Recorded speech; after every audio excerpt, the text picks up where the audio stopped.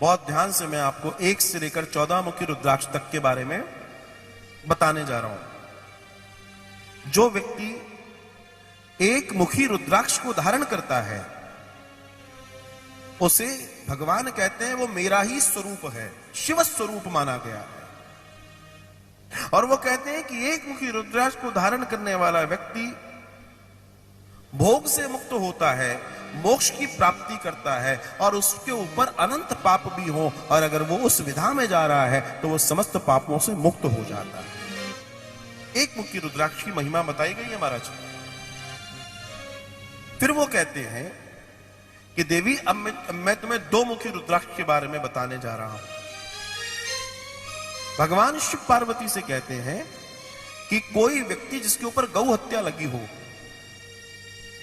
जो व्यक्ति अपने पापों से मुक्ति पाना चाहता हो, ऐसा व्यक्ति अगर 2 मुखी रुद्राक्ष विधि और विधान से धारण करता है तो सभी कामनाओं को पूर्ण करने का अधिकारी हो जाता है। 2 मुखी रुद्राक्ष की महिमा भगवान बता रहे हैं, और ये भगवान बता रहे हैं मां पार्वती को। फिर वो कहते हैं इसी तरह कोई व्यक्ति अगर समस्त विद्याओं में प्रतिष्ठित होना चाहता है, वो चाहता है मेरे पे सब विद्याएं आ जाएं, सारी नॉलेज आ जाए, तो उसके लिए 3 मुखी रुद्राक्ष की चर्चा है।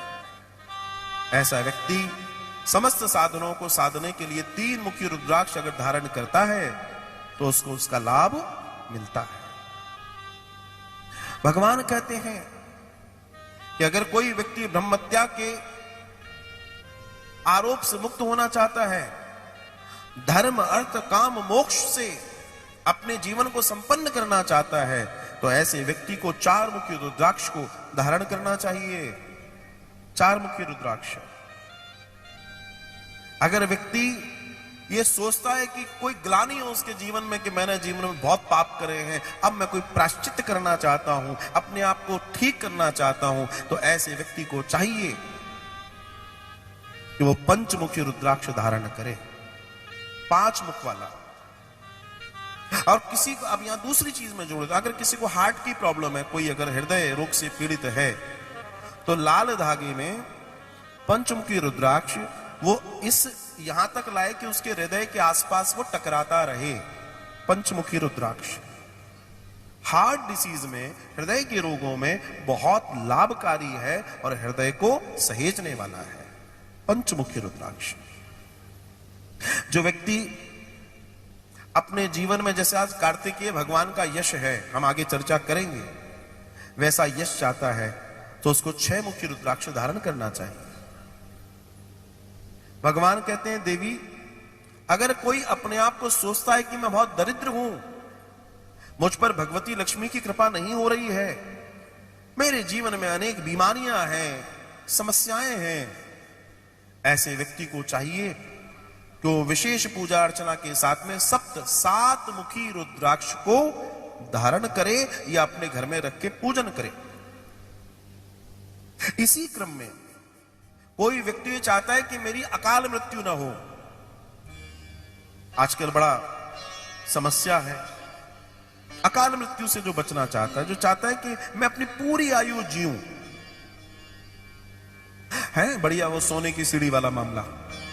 हाँ, पूरी आयु अगर कोई जीना चाहता है तो भगवान कह रहे हैं कि देवी पूर्ण आयु की प्राप्ति करने की कामना करने वाले व्यक्ति को 8 मुखी रुद्राक्ष धारण करना चाहिए, जिसको पूरी आयु चाहिए अपनी, जो अल्पायु जीना नहीं चाहता। भगवान कहते हैं देवी कोई व्यक्ति चाहता है जिसके अंदर अनंत ज्ञान हो, ऐश्वर्य हो, वैराग्य हो, ऐसे व्यक्ति को 9 मुखी रुद्राक्ष धारण करना चाहिए। भगवान कहते हैं संपूर्ण कामनाओं को सिद्ध करने वाला व्यक्ति और जो अपने आप को भगवान विष्णु की तरह दिव्यता, जिसके जीवन की कामना है कि भगवान विष्णु जैसा वैभव मेरे पास हो, मेरे जीवन में हो, ऐसे व्यक्ति को 10 मुखी रुद्राक्ष धारण करना चाहिए। भगवान कहते हैं जो सभी और विजयी होना चाहता है, किसी के कोर्ट के कारज हो, किसी के कोर्ट केस चल रहे हो, किसी तरह की इस तरह की कोई स्थिति किसी के साथ चल रही है और वो मामला सुधरने पे नहीं आ रहा है, भगवान कह रहे हैं ऐसे व्यक्ति को 11 मुखी रुद्राक्ष विधि और विधान से धारण करना चाहिए। वो समस्त चीजों में विजयी प्राप्ति करेगा, वो हर क्षेत्र में विजयी होगा जो 11 मुखी रुद्राक्ष धारण करता है। दर्शन आता है कि जो 12 सूर्य हैं उनके तरह अपने आप को चमकता हुआ देखना चाहता है, उसे 12 मुखी रुद्राक्ष धारण करना चाहिए। संपूर्ण अभिष्ट प्राप्ति तथा सौभाग्य मंगल प्राप्ति कोई करना चाहता है, वो 13 मुखी रुद्राक्ष धारण करे और जो परम शक्ति भक्त स्वरूप समस्त पापों का नाश करके भक्ति की गोद में अर्थात मां भवानी जगदम्बा त्रिपुर सुंदरी की गोद में बैठकर जीवन को जीना चाहता हो, उसे 14 मुखी रुद्राक्ष को धारण करना चाहिए। रुद्राक्ष की महिमा का पूरा अध्याय है शिव महापुराण में, पूरा अध्याय। मैं कई बार लोगों को देखता हूं कि वो रुद्राक्ष को मजाक समझ लेते हैं।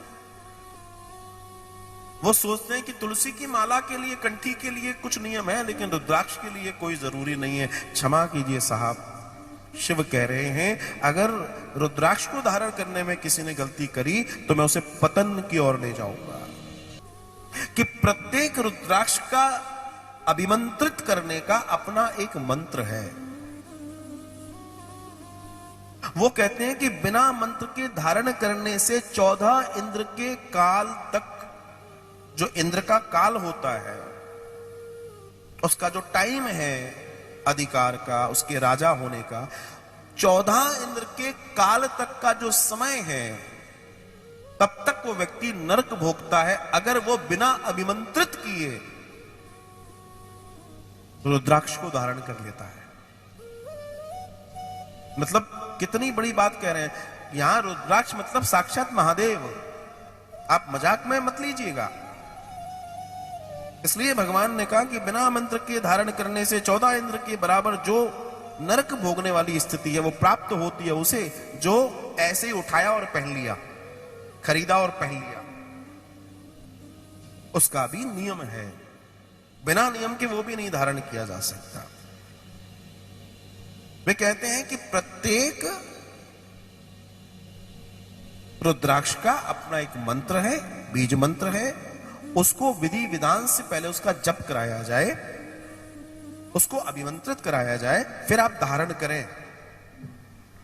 और ये तय मान के चलना, अगर आप उस विधि से धारण करते हैं तो कमाल हो जाएगा। आप और हम विग्रह की पूजा करते हैं। विग्रह मतलब जो प्राण प्रतिष्ठित हैं उनकी पूजा। अगर कोई आपसे कहे कि आप मूर्ति पूजा करते हो, कहना आई एम सॉरी, हम मूर्ति पूजा नहीं करते, हमारे यहां मूर्ति पूजा है ही नहीं। तो क्या है? हमारे यहां विग्रह की पूजा है, प्राण प्रतिष्ठित की पूजा है। और जो प्राण प्रतिष्ठित है उसको मूर्ति नहीं कहते, उसको विग्रह कहते हैं, उसको विग्रह कहते हैं। इसी तरीके से जब आप कोई रत्न पहनते हैं, कोई भी चीज पहनते हैं, अगर आप उसको अभिमंत्रित कर लें, उसको सिद्ध कर लें, उस पर जाप कर लें, तो उसकी शक्ति अनंत गुना बढ़ जाती है। उसके फल, उसके रिजल्ट्स, उसके परिणाम बहुत तेजी से आपको प्राप्त होते हैं।